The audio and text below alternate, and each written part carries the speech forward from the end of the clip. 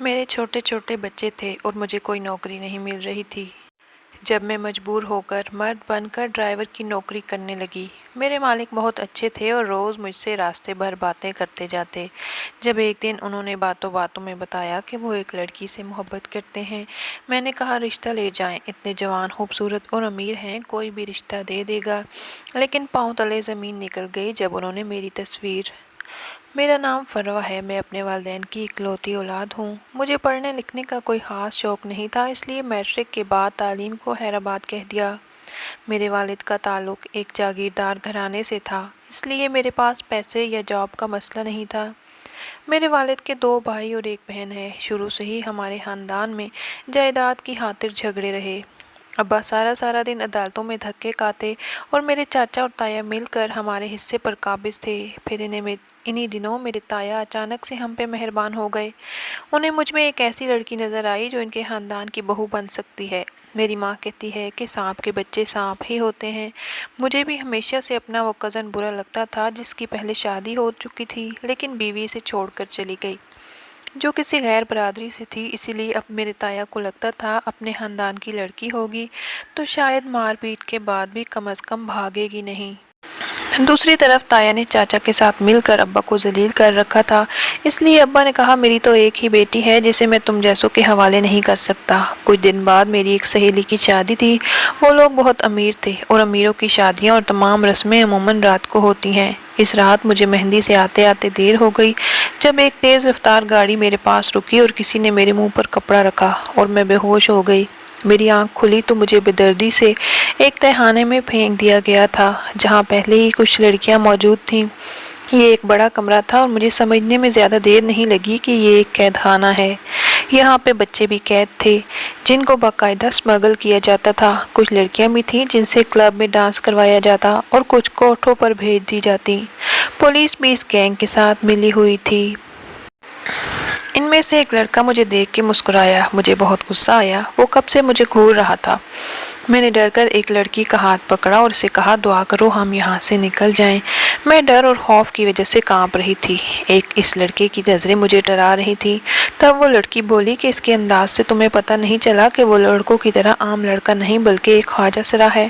میں نے حیرانی سے اس لڑکے کو دیکھا جو اب کسی اور لڑکی سے باتیں کر رہا تھا اور ہاتھ پہ ہاتھ مار کے ہنس رہا تھا۔ یہ ایک قسم کی جیل تھی۔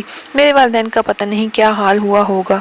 میں رو رو کر دعائیں کر رہی تھی کہ اللہ ہمیں یہاں سے نکال دے۔ بہت ساری لڑکیاں جو رو رہی تھیں اور کوئی منتیں کر رہی تھیں کہ ہمیں یہاں سے جانے دو، اور بچوں کی رونے کی آوازیں مجھے پاگل کر رہی تھیں۔ میں ایک بچے کے پاس بیٹھ گئی جو بہت پیارا سا معصوم سا بچہ تھا۔ مجھے اس پر ترس آیا جو انتہائی سنجیدگی سے زمین کو گھور رہا تھا، جیسے یہاں سے اسے نکلنے کی جگہ مل جائے گی۔ میں نے پیار سے اس کے سر پر ہاتھ پھیرا اور کہا تم ان ظالموں کے ہاتھ کیسے آئے؟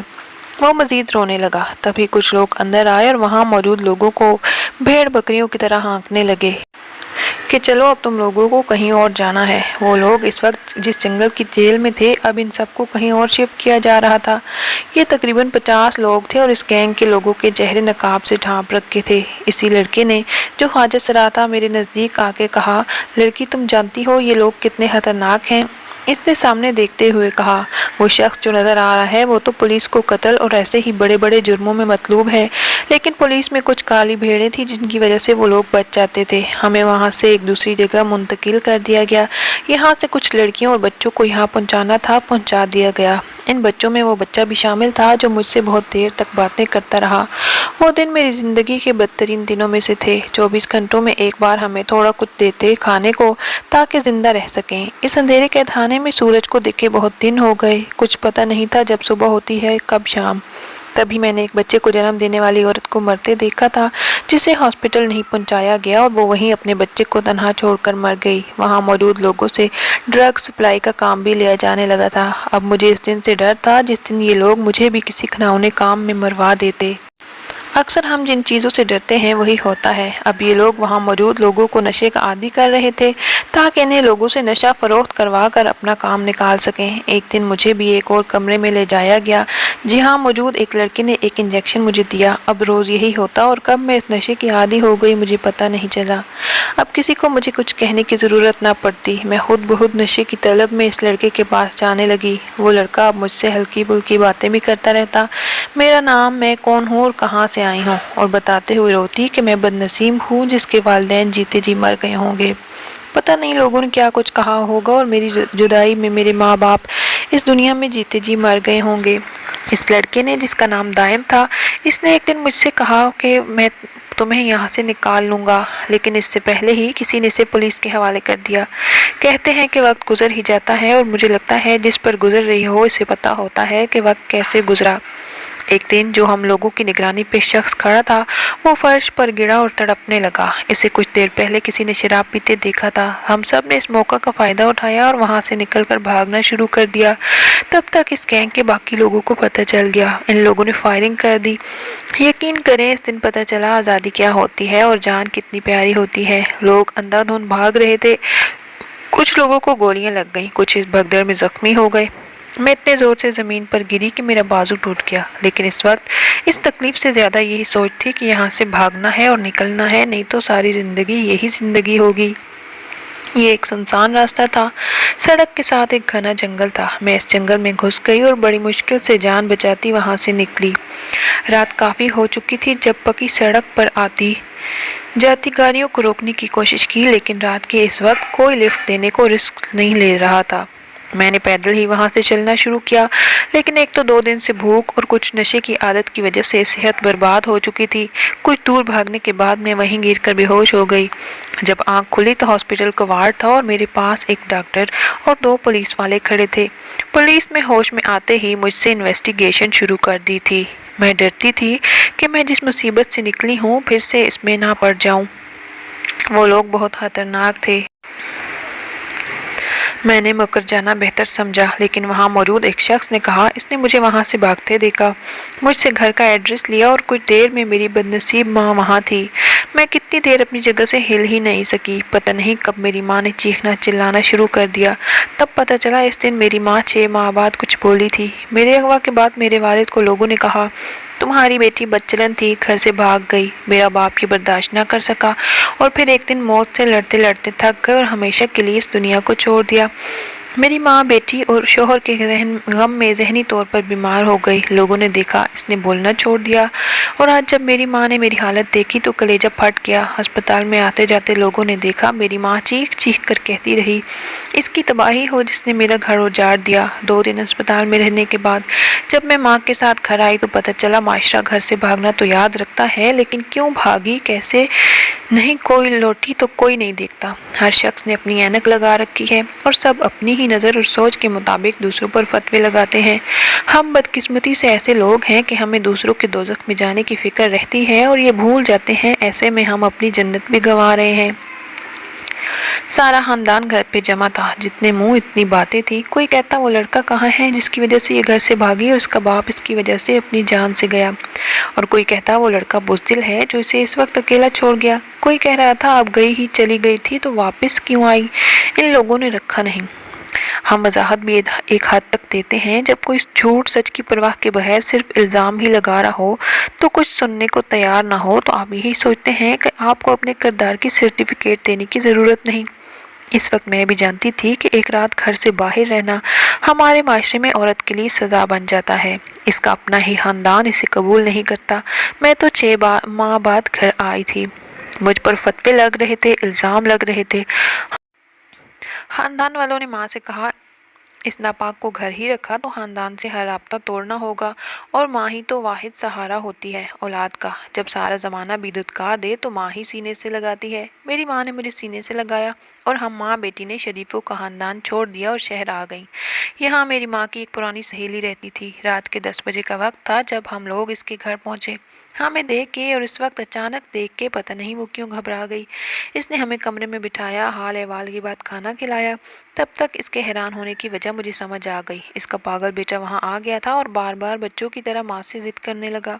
मेरी माँ ने कहा तुम चली जाओ, जो कहता है इसकी मान लो, लोग इंतज़ार कर लेते हैं। माँ की सहेली ने बताया कि ये लड़का इसके शौहर की पहली बीवी से है, इसकी औलाद नहीं तो इसने इसे ही अपना बेटा बना के पाला। अम्मा की सहेली ने बताया इसका बेटा काबिल तालिब इल्म था, अपने कॉलेज का बेस्ट प्लेयर था। एक दफ़ा मैच के दौरान किसी खिलाड़ी ने इसके सर पर कोई चीज़ मारी, जिसके बाद वो बेहोश हो गया और पूरा महीना अस्पताल में रहने के बाद भी डॉक्टर नाउम्मीद थे। और वही हुआ, इसके दिमाग पे चोट लगने की वजह से इसकी याददाश्त का एक हिस्सा चला गया। इसके लिए 25 साल की उम्र भी इसका बचपन ही है। माँ की सहेली का बेटा, जिसका नाम रामेश था, बिल्कुल छोटा सा बच्चा लगता। हम माँ बेटी इनके घर रहने लगे। रामेश सारा दिन अपने कमरे में पड़ा रहता या फिर अपनी माँ से ज़िद कर करके अपनी बात मनवाता। मैं अब इसके साथ बातें करती तो पहले की तरह मुझे ये ना कहता कि मैं अजनबी लोगों से बात नहीं करता, मेरी माँ ने मना किया। अब वो मेरी बात भी मानता था और अक्सर अपनी माँ से कहता इसे फरवा के हाथ का खाना खाना है। मैं भी इसका ख्याल रखती थी। वक्त अच्छा गुजर रहा था। इन लोगों का एहसान था, सर छुपाने को छत थी, यही बहुत था। मेरी माँ अपनी सहेली के साथ लोगों के कपड़े सिलाई करने लगी। मैं सारा दिन घर के काम करती। रामेश के वालिद कुछ साल पहले फौत हो गए थे। घर में सिर्फ वो था और इसकी माँ। कुछ अरसे बाद अम्मा की सहेली ने अजीब फरमाइश कर दी कि वो मेरी शादी अपने बेटे से करना चाहती है। सब जानते थे बज़ाहिर रामेश ठीक था, लेकिन वो एक बच्चों जैसा जहन रखने वाला इंसान था जिसे अपना फ़ायदा नुकसान कुछ भी पता नहीं था। अम्मा ने कहा तुम्हारे घर रहने की इतनी बड़ी कीमत ना मांगो, लेकिन अम्मा की सहेली ने शर्त रख दी कि या तो मैं इनके बेटे से शादी करूं या फिर हम लोग अपना बंदोबस्त कहीं और कर लें। लोग कैसे नकाब पहन कर फिरते हैं, इस दिन पता चला। हम लोग इन्हें क्या समझे और वो क्या निकली। अम्मा ने कहा कि हम लोग यहाँ से भी चले जाएंगे, तुम इस पागल से शादी नहीं करो। लेकिन पता नहीं क्यों रामेश के लिए मेरा दिल भी नरम हो गया। वो चाहे बच्चों जैसी जहनियत रखता था, लेकिन मुझे वो अच्छा लगने लगा। मैंने अम्मा से कहा कि मैं भी इतनी खास तो हूँ नहीं जो कोई शहजादा सलीम आएगा। मेरे लिए और ख़ानदान से हम निकाले जा चुके हैं। कोई भी शरीफ आदमी जब मेरा माजी जान लेगा तो मुझे कभी इज्जत नहीं देगा, इसलिए बेहतर है इस घर की छत तले रहें। अम्मा रोती रही कि एक बेटी थी, कैसा नसीब ले आई, बदकिस्मत ही रही। इस दिन मैं भी देर तक रोती रही जब मुझे एहसास हुआ कि कोई कमरे के दरवाजे पर है। मैंने दरवाज़ा खोला तो रामेश था, हाथ में गुड़िया थी। मैंने इसे अंदर आने का रास्ता दिया तो कहने लगा, इस वक्त मैं किसी लड़की के कमरे में नहीं जाता, तुम बाहर आ जाओ, मेरी बात सुन लो। इस दिन मैं बहुत हंसी थी, अजीब पागल था। मुझे रुई सी बनी छोटी सी गुड़िया दी जिसके सर पे काले धागे से बहुत सारे बाल बनाए गए थे। कहने लगा, ये तुम हो, देखो इसके बाल भी तुम्हारे जैसे हैं। मैंने वो गुड़िया ले ली और कमरे में आ गई। मेरी ज़िंदगी इस रुई की गुड़िया जैसी ही तो होगी। फिर एक शाम कुछ मोहल्ले के लोगों की मौजूदगी में मेरा निकाह रामेश से पढ़ा दिया गया। मेरी माँ मौजूद नहीं थी, वो ये सब देख कर ही नहीं सकती थी, लेकिन हमारी मजबूरी ने हमें ये फैसला करने पर मजबूर किया। बज़ाहिर रामेश खुशशक्ल लड़का था, जबकि वो बोलता या बातें करता कोई कह नहीं सकता था कि इस नौजवान का दिमाग बच्चों जैसा है। निकाह के बाद रामेश की सारी जिम्मेदारी भी मुझ पर आ गई। अब मुझे वो ऐसे संभालना पड़ता जैसे बच्चों को संभालते हैं। मेरी सास आप बहुत खुश थी, जो चाहती थी वो हो गया था। एक दिन एक फकीरनी आई, इसने मुझे कहा, खाना खिला, मैं तुझे दुआ दूंगी, हर मुराद पूरी होगी। मेरी मुराद भला इसके सिवा क्या हो सकती थी कि मेरा शौहर ठीक हो जाए। इस फकीरनी ने खाना खाया और जाते हुए मुझे दुआ दे गई, तेरा शौहर तुझे ज़िंदगी भर सच्ची मोहब्बत दे। मैं इसकी दुआ पे हैरान थी। मेरे शौहर को तो पता ही नहीं था कि बीवी क्या होती है और मोहब्बत क्या। कहते हैं दुआएं तकदीर बदल देती हैं, मैंने भी बदलती देखी। रामेश दिन ब दिन बेहतर हो रहा था। अब इसका इलाज भी दोबारा शुरू करवाया था। इस बार डॉक्टर भी पुरुम्मीद थे। मेरा सारा दिन भी रामेश की देखभाल और रात अल्लाह से रो रो कर दुआ में गुजर जाती। फिर अल्लाह ने मेरी सुन ली और रामेश पहले से बहुत बेहतर हो गया था। लेकिन तब पता नहीं मेरी सास को क्या लगा कि रामेश अगर ठीक हो गया तो कहीं सब कुछ मेरे नाम न कर दे। वो अब रामेश को मेरे पास बैठने तक न देती। इन्हीं दिनों मेरी वालदा की तबीयत इतनी ख़राब हो गई कि मुझे अपनी बदकिस्मती का यकीन होने लगा। मेरी सास ने हर मदद से इनकार कर दिया। मैं सारा महीना सरकारी अस्पताल में माँ का इलाज करवाती रही। वहाँ से भी आधी दवाई मिलती और आधी कहते बाहर मेडिकल स्टोर से मिलेगी। मैं वो बदकिस्मत बेटी थी जो अपने वालिदैन के किसी काम ना आ सकी, बल्कि इनकी तबाही का सबब बनी। मेरा बाप मेरे गम में चल बसा और माँ मौत के मुँह में थी। सर्दियों की रातों में मैं और मेरी माँ सरकारी अस्पताल में डॉक्टरों की इंसानियत देखते रहे। और फिर एक दिन जब मेरी आँख खुली, इस लकड़ी के बेंच पर लेट लेट के मेरा जिस्म अकड़ चुका था। जब माँ को आवाज़ आवाज़ दी तो पैरों तले से ज़मीन निकल गई। मेरी माँ मुझे सोता छोड़ के न जाने कब की इस दुनिया से जा चुकी थी। पता नहीं जिसने मदद की, कौन घर छोड़ गया, कुछ पता नहीं। मोहल्ले के किसी शख्स ने कफन दफन के इंतज़ाम करवाया। मैं दुनिया में तन्हा रह गई। एक एक करके मेरे रिश्ते मुझसे छोड़ गए। सारा दिन रोते और रात सोचों में गुजरती। हम सोच रहे होते हैं कि हम पर कोई जिम्मेदारी बाकी नहीं रही तो किसके लिए जीना। कुछ लोग जिंदगी से मायूस होकर इसको ख़त्म होने के दिन गिनते हैं और कुछ लोग कोई वजह ढूंढ लेते हैं। मेरे पास भी वजह नहीं थी। मुझे लगता था मैं पागल हो जाऊंगी। मेरी सास रामेश से कह के मुझे बातें सुनवाती। वो पहले से बहुत बेहतर था, लेकिन अपनी माँ के हाथों खिलौना बन चुका था। जैसा कहती वही इसके लिए हस्बे आखिर होता। हम मियाँ बीवी अजीब रिश्ते में जुड़े थे, साथ थे लेकिन साथ रहते एक दूसरे के साथ भी नहीं थे। एक बीवी को जो तहफ़्फ़ुज़ का एहसास होता है, जो मान और भरोसा होता है, मेरे पास ऐसा कुछ नहीं था। लेकिन एक बार फिर किस्मत ने मुझे ही चुना आजमाने के लिए। मैं माँ बनने वाली थी और ये खबर यकीनन किसी लड़की के लिए खुशी की होती होगी जिसका दुनिया में कोई खून का रिश्ता बाकी ना बचा हो। ऐसी खबर पर खुश होना चाहिए था कि औलाद के आने के बाद एक मजबूत रिश्ता होगा जो सिर्फ इसका होगा। लेकिन मैं खुश कैसे होती? मेरा मुकाम एक बीवी की हैसियत में क्या था, इस खानदान में क्या था, ज़माना मुझे क्या समझता? इन बातों के बाद मैं नहीं चाहती थी कि कोई और फरवा इस दुनिया में आए। मैंने मोहल्ले के एक औरत से बात की जो एक सरकारी अस्पताल में नर्स थी। इसने कहा वो मेरी मदद करेगी। मैं कोई ऐसा रिश्ता नहीं चाहती थी जो मेरी ज़िंदगी में मजबूर और बेबसी की ज़िंदगी गुजारे। फिर रामेश जैसा बाप होता जो अच्छा शौहर साबित नहीं हो सका था, जिसका दहन अब भी सिर्फ वही कर रहा था जो इसकी माँ कहती थी। लेकिन यहाँ भी किस्मत ने साथ ना दिया। इस नर्स ने कहा, इस वक्त अगर कुछ किया तो तुम्हारी जान को खतरा है। मायूसी से घर लौट आई। वो 9 माह मेरे लिए 9 साल जैसे थे। शदीद ज़हनी अजियत और तकलीफ़। मैं कमज़ोर हो चुकी थी। मेरे एहसाब मेरा साथ छोड़ रहे थे। जब एक रात मेरी ज़िंदगी में 2 और मासूम जुड़ गए। मैंने 2 जुड़वा बच्चों को जन्म दिया, एक बेटा और बेटी। बच्चों को देख के मुझे अजीब सी खुशी थी। मैं सोचती थी मुझे औलाद से मोहब्बत नहीं होगी, मुझे ज़रूरत नहीं किसी रिश्ते की। एक लम्हे में सब कुछ बदला था। इन मासूम फरिश्तों को देखते ही ममता के एहसास ने मुझसे सारे गिले छीन कर शर्मिंदगी में मुब्तला कर दिया कि तुम तो इन्हें मारने वाली थी। मैं रोज़ अल्लाह से माफ़ी मांगती और अपने बच्चों की ज़िंदगी की दुआएं भी। रामेश और मेरी सास का रवैया अब कुछ बेहतर था। मुझे ना भी पूछते, लेकिन बच्चों से इन्हें लगाव था और मेरी जैसी बदकिस्मत के लिए यही काफ़ी था। बच्चों के छोटे छोटे काम करते वक्त अच्छा गुजरने लगा और वो दिन मेरी ज़िंदगी का खूबसूरत दिन था जब मेरे बच्चों ने पहली दफ़ा मुझे माँ कह के पुकारा। ये बात वो लोग समझेंगे जिनका कोई नहीं होता, लेकिन फिर एक ऐसा रिश्ता बन जाता है जिसे दुनिया की कोई ताकत जुदा नहीं कर सकती। एक दिन मेरी सास और रामेश गाँव किसी वोट पे गए हुए थे। वापसी पे तेज़ रफ्तार में आते ट्रक से बस का एक्सीडेंट हो गया। ये वो दिन था जो मैं भूलती जा रही थी। मैं बदकिस्मत हूँ। मुझे कुदरत ने याद दिलाया कि तुम अब भी बदकिस्मत ही रहोगी। मैं अपने बच्चों के साथ बिल्कुल तन्हा हो गई एक बार फिर से। मेरी सास और रामेश जैसे भी थे, लेकिन ये तो था कि हम अकेले नहीं थे इस घर में। अब सारी रात नींद ना आती। मेरी तबीयत खराब रहने लगी। इसके साथ ही आने वाले दिनों की फिक्र, बच्चों के पेट की फिक्र। अब बच्चे दूध के लिए रोते। दूध वाले ने दूध देना बंद कर दिया। जिंदगी फाकों तक आ गई। माँ खुद तो भूखी रह सकती है, लेकिन अपने बच्चों को भूखा नहीं रख सकती। मैंने मोहल्ले में घरों में पता किया और किसी न किसी का कोई काम होता तो कर देती, जिससे जो मिलता अपने बच्चों का पेट भरने लगी। लेकिन यहाँ भी वही मर्दों का माशरा जिसमें औरत अगर अकेली है तो मुफ्त का माल समझ लिया जाता है। मुझे अब लोगों की नज़रें और नीयतें परेशान करने लगी। एक रात बहुत सोचा तो याद आया घर रामेश के नाम था। इसी वक्त उठी और कागजात ढूंढे। अगले दिन ही मोहल्ले की एक औरत जो उस्तानी थी इसे कह के बैंक साथ ले गई। घर जो बैंक में गिरवी रखवा कर गाड़ी निकलवाने का सोचा, लेकिन एक वसीला बन गया। एक शख्स को ड्राइवर की ज़रूरत थी। मैंने मर्दाना हुलिया बना लिया और ये जॉब शुरू कर दी। कुछ दिन मैंने खुद को मजबूत बना लिया अपने बच्चों की खातिर। मैंने गाड़ी चलाना इन्हीं दिनों सीखी जब इस गैंग में 6 माह कैद रही थी। वो लोग हमें ट्रेनिंग देते थे ताकि वक्त आने पर भागना हो तो गाड़ी चलानी आती हो। इस तरह बुरे वक्तों का एक अच्छा तजर्बा मेरे काम आ गया।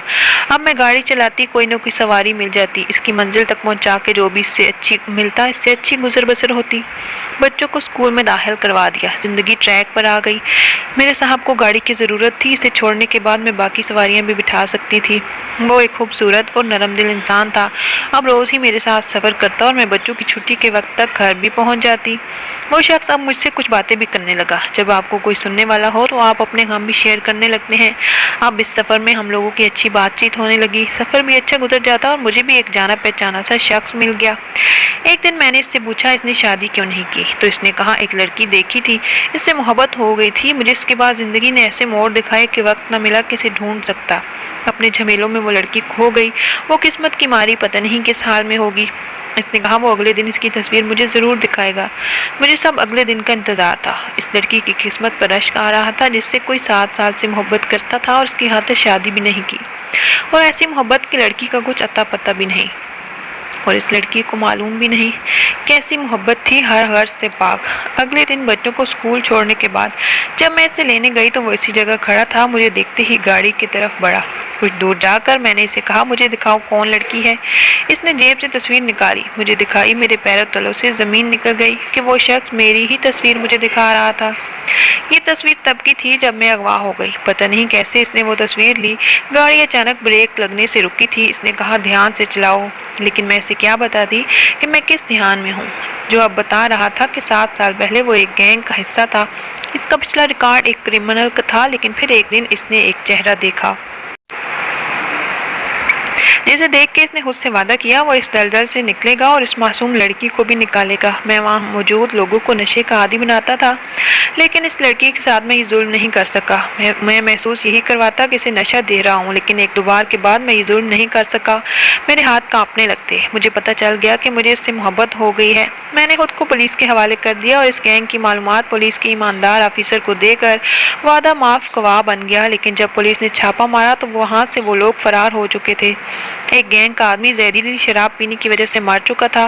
تب مجھے احساس ہوا میں اس لڑکی کو بھی کھو چکا ہوں۔ پھر مجھے یاد آیا ایک بار اس نے اپنے والد اور گھر کا ایڈریس بھی بتایا تھا۔ میں پوچھتا وہاں پہنچا تو پتہ چلا اس لڑکی کے والد اس کی جدائی میں مر گئے اور والدہ اس لڑکی کو خاندان والوں نے نکال دیا۔ تب مجھے پتہ چلا کہ جس کے کہنے پہ ہم لوگوں نے اس لڑکی کو اغوا کیا تھا وہ اس لڑکی کا کزن تھا جو اس سے شادی کرنا چاہتا تھا۔ میں مایوس ہو کے واپس لوٹ آیا۔ میں نے ماسٹرز کیا تھا، لیکن نوکری نہ ملنے کی وجہ سے کچھ بری صحبت مجھے برے راستوں تک لے گئی۔ میں اب زندگی کو بہتر بنانا چاہتا تھا، پھر قسمت نے ساتھ دیا اور مجھے اسی بینک میں جاب مل گئی۔ 2 مہینوں کی شادی کر دی۔ ماں تو بہت عرصہ ہوا ہمیں چھوڑ کر دوسری شادی کر چکی تھی۔ ہمارے باپ نے ساری عمر ہماری ماں کے طعنے دیے کہ تم لوگ اس ماں کی اولاد ہو جو اپنے ہی بچوں کو چھوڑ گئی کسی اور کے لیے۔ میں سب کچھ حیرانگی سے سن رہی تھی۔ قسمت کس موڑ پہ لے آئی؟ میں نے کہا دائم مجھے نہیں پتا تھا، میری تکلیفیں مجھے تم تک پہنچانے کے لیے آتی رہیں۔ میں اس لیے بدقسمت رہی کہ تم سے قسمت ملوا دے۔ اس نے حیرانی سے میرے منہ سے اپنا نام سنا تو حیران رہ گیا اور بولا کہ تم فروا ہو۔ اسے یقین نہیں آ رہا تھا۔ میں نے اسے سب کچھ بتا دیا۔ اس دن میں اکیلی نہیں روئی تھی، میرے ساتھ رونے والا کوئی اور بھی تھا۔ ایک شخص میرے غموں میں غمگین تھا۔ میری قسمت بدل چکی تھی۔ دائم نے سب کچھ جانے کے بعد بھی مجھ سے نکاح کر لیا، میرے بچوں کو باپ بن کے پالا۔ میں نے گاڑی چلانا چھوڑ دی۔ دائم ہماری ہر ضرورت کا خیال رکھتا، اس کی بہنیں مجھ سے کبھی کبھار ملنے آتی، میرا بہت خیال رکھتی۔ دائم سے شادی کے بعد میری زندگی بدل گئی۔ میرے بچے میرے سے زیادہ دائم کے قریب تھے۔ رات کو سارے دن کی روٹین اپنے بابا کو بتاتے۔ دائم بھی ان کی چھوٹی سے چھوٹی بات بھی ایسے سنتا جیسے دنیا کو کوئی اور ضروری کام نہیں۔ میری شکایتیں لگاتے۔ دائم جب ڈانٹتا تو اسے کہتے بابا ڈانٹنے کا تو نہیں کہا، ان بچوں نے ہماری زندگی خوشیوں سے بھر دی، محبت نے میری زندگی کی تلخیوں کو بھلانے میں مدد دی۔ میں شکر گزار ہوں کہ اللہ کے بعد کہ دائم کی ایسی محبت کون کرتا ہے کسی سے جیسی میرا شوہر مجھ سے کرتا تھا۔